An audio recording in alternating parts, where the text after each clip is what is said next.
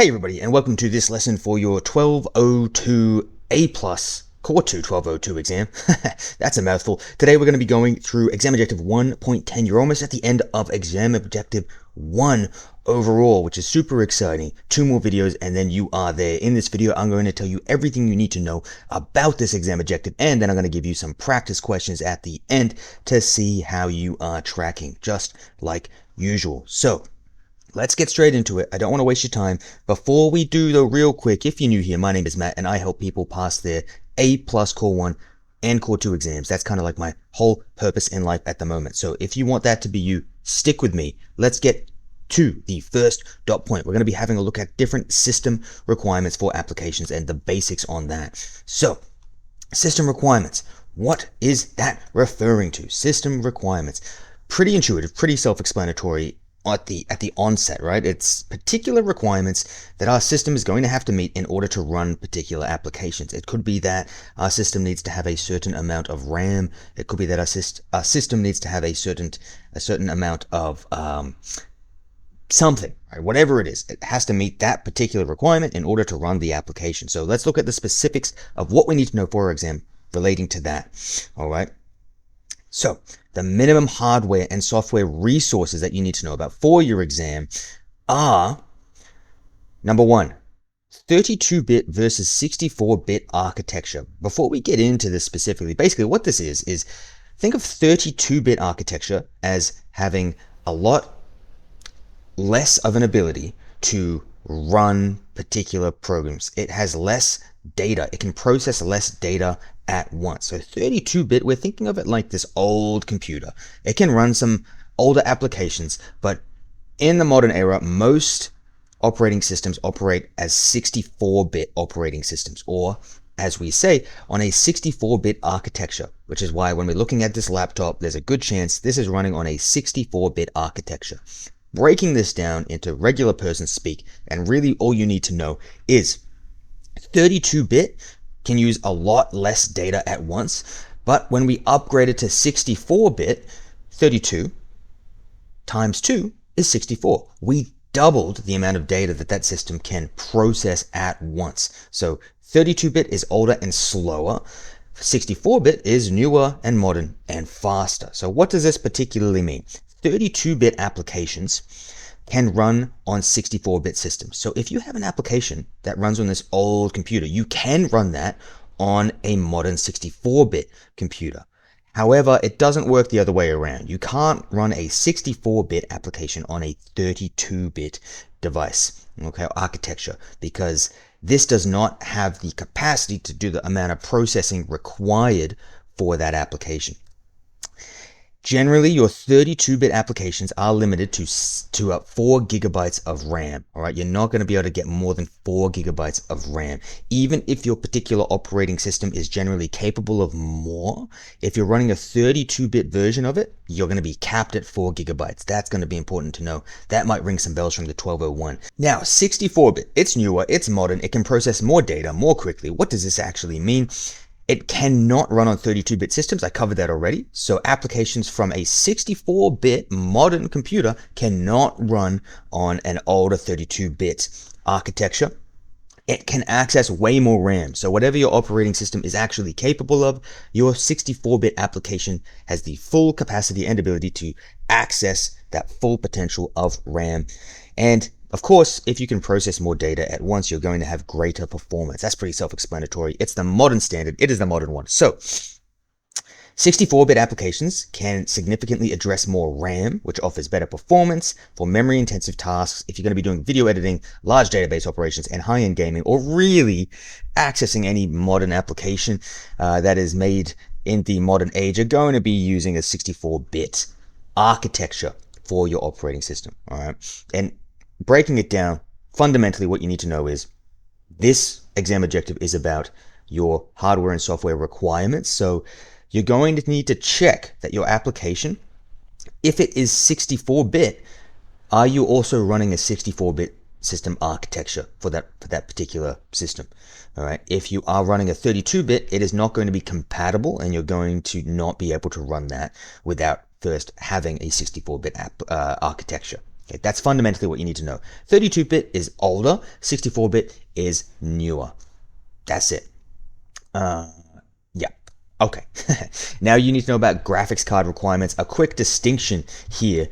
You need to know what a dedicated graphics card is. Now, if something is dedicated, it means it is designed for one particular purpose, right? So it is a separate, powerful graphics processing unit, which has independent high-speed VRAM. We're going to talk about what VRAM is in a second. It has superior performance and it is required for demanding tasks. So basically, long story short, a dedicated GPU or a dedicated graphics card is a graphics card that is designed on its own, and you can take that graphics card and use it with a device. You can install it on your device, and it has its own, generally its own fans and its own what's called VRAM. And that's basically just video RAM, which is essentially RAM designed for the specific purpose of video processing. So because a dedicated graphics card comes with video RAM of its own, it means it's not having to rely on your computer's own system's RAM to do that processing. So as you can imagine, if you have a separate VRAM, because you have a dedicated graphics card, you're going to be able to do a lot more at once and a lot more quickly, a lot more efficiently, a lot more effectively, a lot more powerfully, because you have that separate RAM set aside specifically for video related tasks. However, if you have an integrated graphics card, this is built into your CPU. It does not have its own fans. It does not have its own VRAM. It is really sharing your system's RAM. It's power efficient and it's generally smaller. So, which is good. Like if you're using Google Docs or you're using basic tasks, you're not doing any video editing, any gaming, anything like that, it's going to be all right. So it's suitable for your basic tasks. It's smaller, it's slimmer, but it's not as powerful. All right. So breaking it down, what you need to know for this exam objective is if your application has a high requirement for anything graphics related, you are going to need to make sure that you have the type of graphics card that matches the requirements there. So if you're going to be doing intensive video editing, you're going to want to make sure that you have a dedicated graphics card to be able to do that well. Otherwise, you're going to run into some performance issues. However, if you just want to do some basic tasks, an integrated graphics card is going to be all right. So just make sure you have the visual compatibility here depending on what the task is that you are wanting to do. Otherwise, you might not get the performance you're looking for. One more time, just to really slow it down.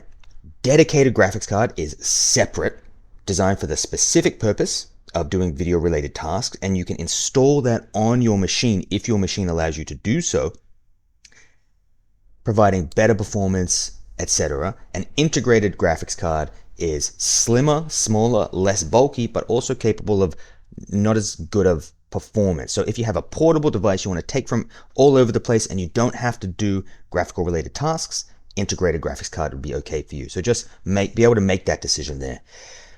Video RAM, some more specifics. What is it? It is specialized high-speed RAM on your graphics card for storing image data, textures, and rendered frames. So we talked about VRAM on the last one. Why does more VRAM matters? Because it is crucial for your high-resolution textures, anything that requires really a lot of graphical related things. VRAM is going to help you with that because it is specifically designed for that purpose. If you don't have sufficient VRAM, you're going to have lower frame rates, stuttering, texture pop in, which is kind of like where it kind of loads in really jittery, right? Or applications may even fail to launch if they have a particularly high demand for VRAM there. All right. So some more information on why dedicated graphics card is good if you need a lot of VRAM. RAM requirements is another one. Basically, this is going to break down, guys. I'm going to do all this at once because you just need to make sure that you have enough RAM to run the application that you want to run. So have a look at the requirements for the application. Make sure you have enough RAM, then you're going to be good. You do need to know about the difference between minimum versus recommended. Your minimum RAM is going to be the bare minimum to launch your application, not the same as recommended. Your recommended amount of RAM is going to ensure you have smooth operation and efficient multitasking. So really you want to shoot for recommended, but minimum will allow you to launch it, but you might not get the best performance. Long story short, have enough RAM to run the application. Just do that check before you try to install it and expect good results. Really, that's it. Make sure you have enough RAM to run the application. Not rocket science there. CPU requirements, a similar concept. So CPUs, a few things we'll quickly go over. Different CPUs have different clock speeds, which basically is measured in gigahertz, and it determines how fast the CPU can execute instructions per second. So you can imagine if you're doing really intensive tasks, you're going to need a CPU with a higher clock speed to rep through those tasks more efficiently and effectively. The number of cores, you can have a dual core, quad core, octa-core CPU for parallel processing capabilities, which basically means they're doing more than one thing at once. So if, again, right, just like the clock speed, if you need to do a lot of things really quickly, you're going to want to have a high clock speed. But if you want to 2 times, 3 times, 4 times, 8 times that, you're going to want a CPU with even more cores as well. So that's kind of intuitive there. And architectures, specific CPUs generations are generally compatible with specific architecture. So what that means is you just want to make sure that your CPU is compatible with your particular system that you are using before you try to physically install it, or you are going to run into some problems. So if you have an application that involves heavy computation, complex simulations, video encoding, basically anything that requires a lot of system resources, a lot of oomph to get it done, you're going to want to really pay a lot of attention to making sure that you have a CPU that can actually do those tasks. Do you have the right clock speed? Do you have a good amount of cores to get that job done? And is it compatible with your system architecture? That's about it, guys. Just make sure it fits the task that you want to do, really.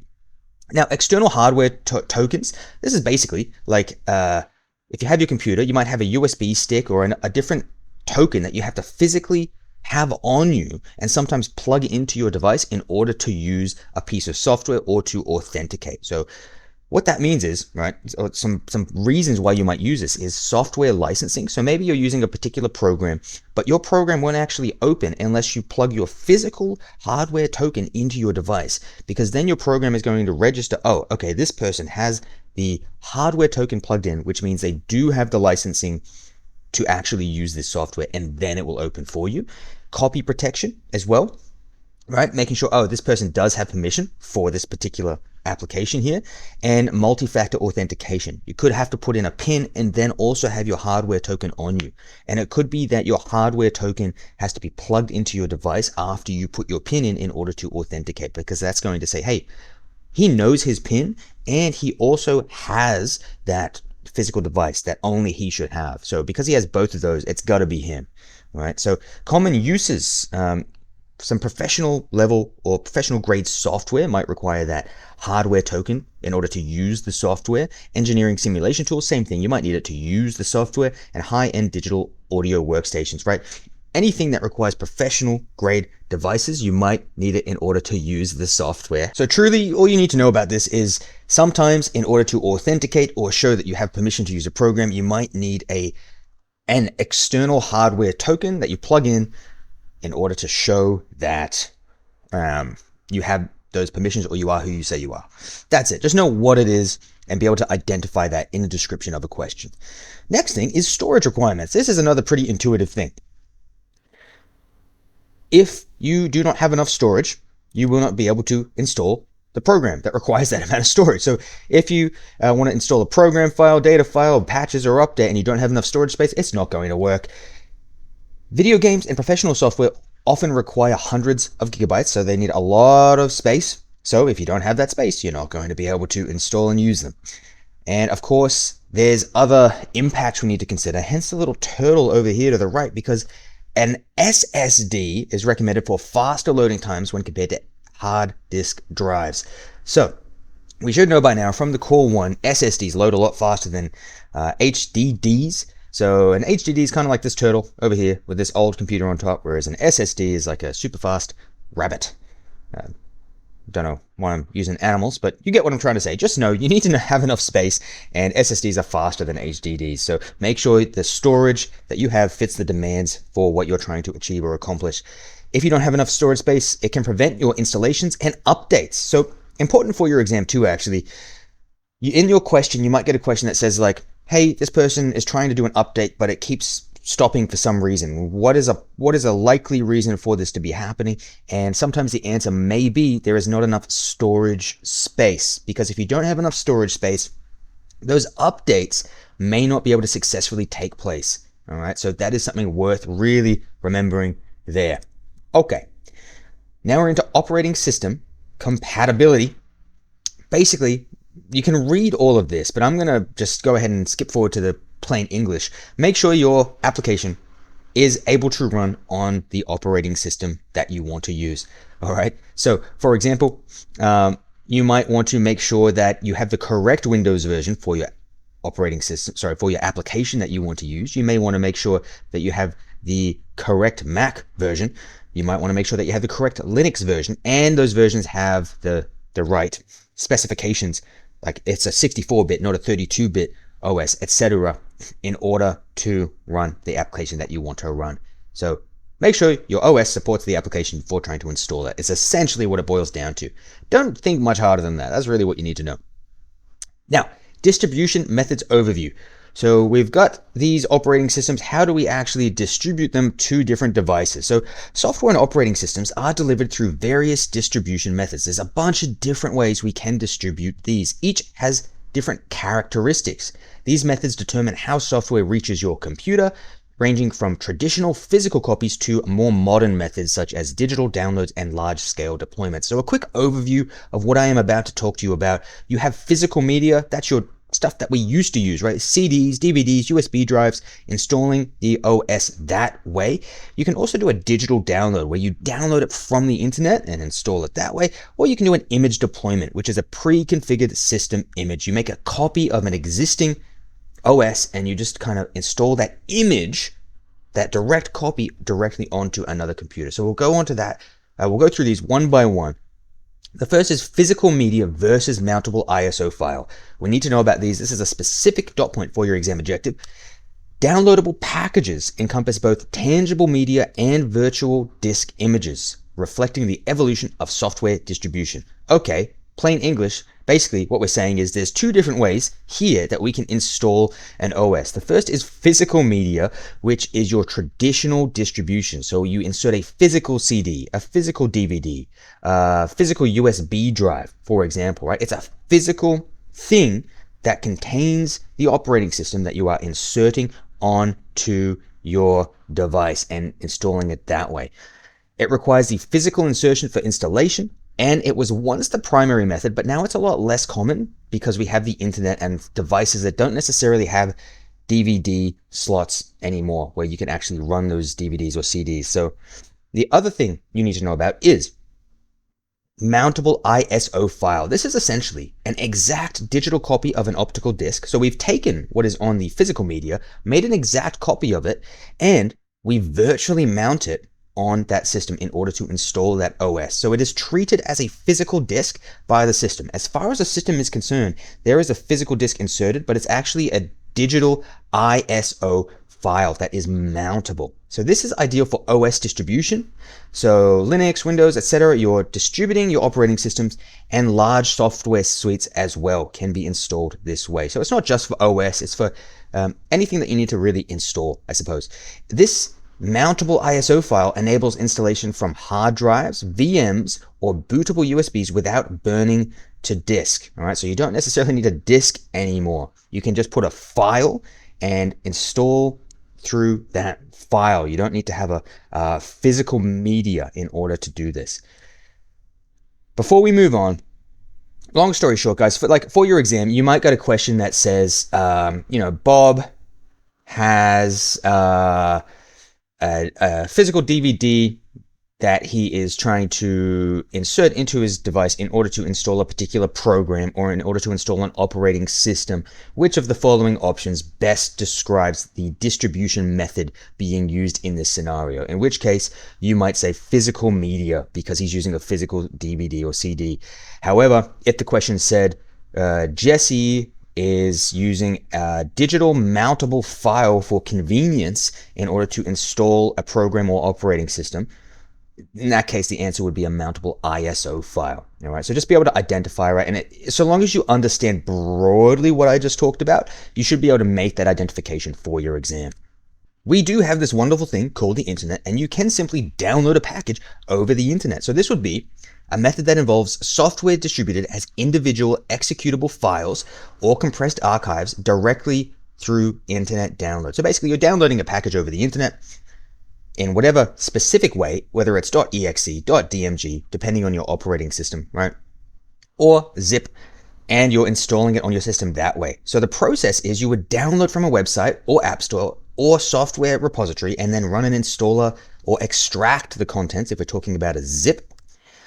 Prevalence. This is becoming the most common method for applications, software updates, and smaller operating system components. Why? It's convenient. We all have access to the internet, right? We can do it in a split second.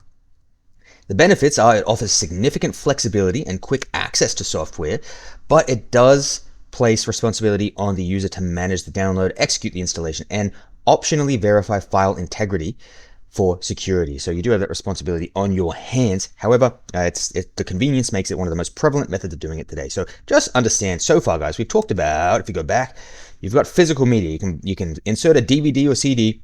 You've got a mountable digital ISO file, and you've got downloadable packages over the internet. The last one we need to know about is image deployment, which is essentially where you have a pre-configured operating system full of different applications, settings, and user profiles. You take a snapshot of that and you can do mass deployment with that. So you can simply take that copied snapshot and do identical clones. Hello.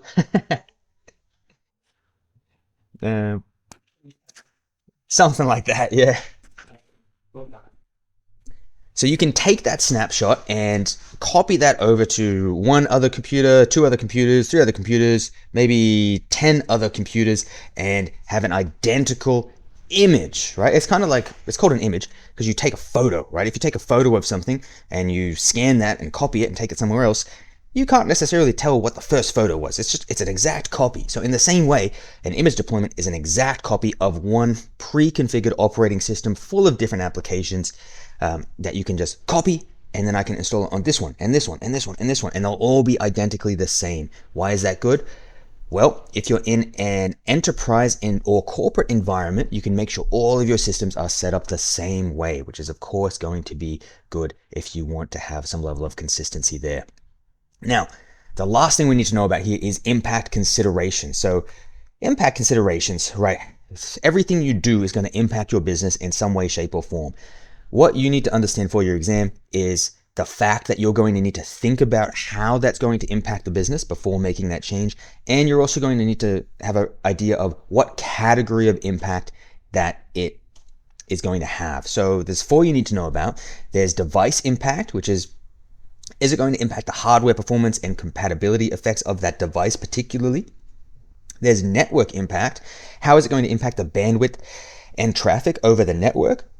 Excuse me. Operational impact. How is it going to impact your workflow and process changes? So do you have to change how you train staff? Do you have to change how you do any of your processes within your business after you make this change? And the business impact. Is it going to have strategic or financial implications on your business? Do you have to spend a lot of money, right? Things to that effect. So let's have a look specifically. Device impact.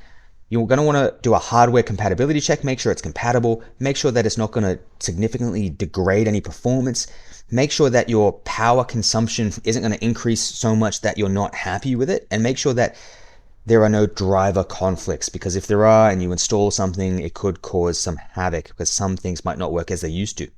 Moving on to network impact, bandwidth consumption, make sure you're happy with the amount of bandwidth that might be coming into effect. Network latency, you don't want too much latency coming in. Make sure you're okay with the amount of latency you might get. Make sure your firewalls are set up to accommodate for the new installation, and also security considerations as well there. Make sure you've thought about all of that. Is this going to create a potential security risk? Operational impact. Are you going to have to change your workflows? Do you need to train staff now and take them off of their job so that you can provide them training, which could potentially, change how efficient your company is? Are you going to need to train your IT guys on how to support people relating to this new software? And what system integration requirements do you have, right? So that's operational impact.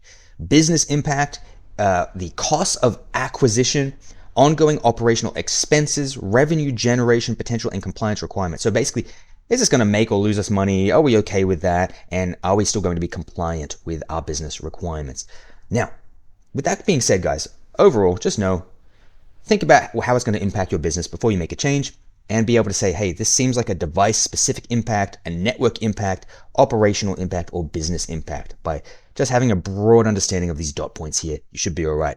That being said, it is time for our practice questions. So let's get into our first one, which reads, what is the main difference between a 32-bit and a 64-bit application in terms of performance? A 32-bit application can run on a 64-bit operating system, but a 64-bit application cannot.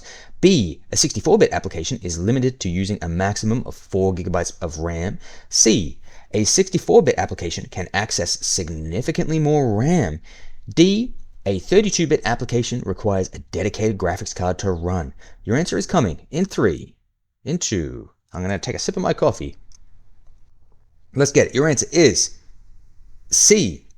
A 64-bit application can access significantly more RAM. All right.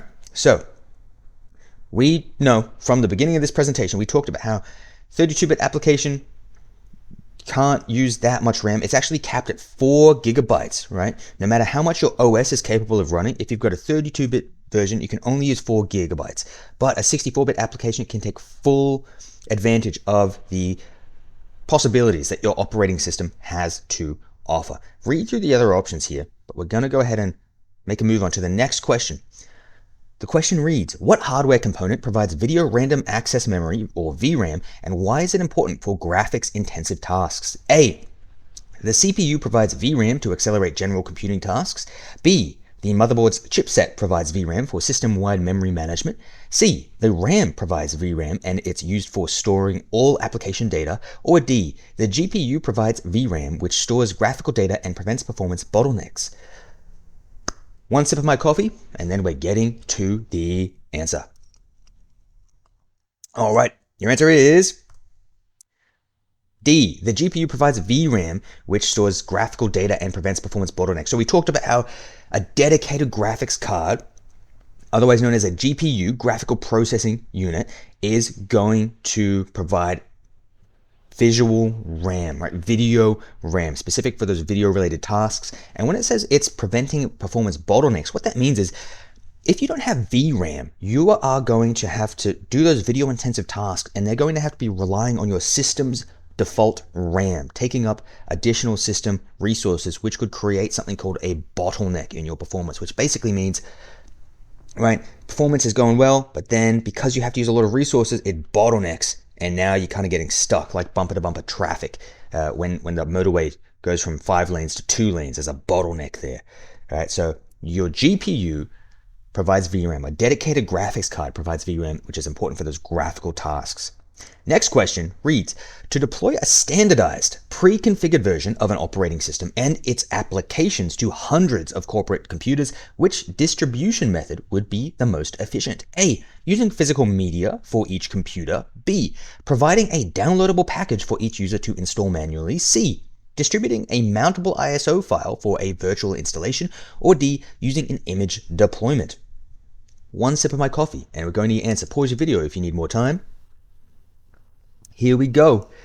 The answer is going to be D, guys, using an image deployment. We talked about the differences here between all of these, right?